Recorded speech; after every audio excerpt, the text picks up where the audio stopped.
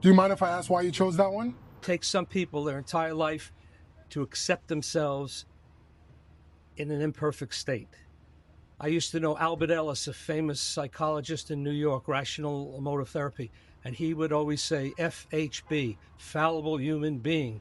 It's important to get to the point where you accept yourself, frailties and imperfections, and all. Can I ask you a question? Yes. I'm a poet, and I go around Charleston asking people one beautiful question, All right. and I read my poetry against it. All right. Would you be open to participating? Okay. And I'm going to let you choose the poem. Imperfections. Okay. If imperfection could speak, what would it say? I'm sure there's been a number of songs I love to sing about it's all right. Okay. It's okay.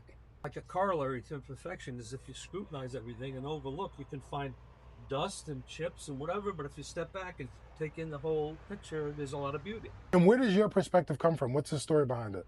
We're all so unique. I've had an interesting life, and you get shaped by who you are, I guess, and by your experiences. I was a judge for 40 years, worked in Manhattan Family Court, worked for Judge Judy.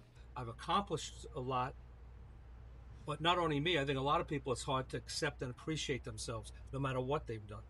And there's the danger of focusing on the shortcomings or the blemishes as opposed to the good stuff.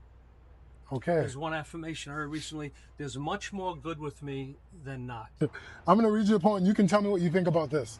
Even if it's crappy. Even if it's crap. If imperfection could speak, what would it say?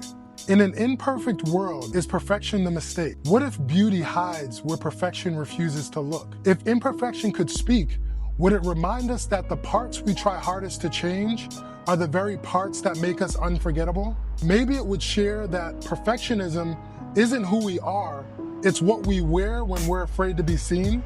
But I imagine if imperfection could speak, it would reveal that what matters always leaves a mark. Very nice.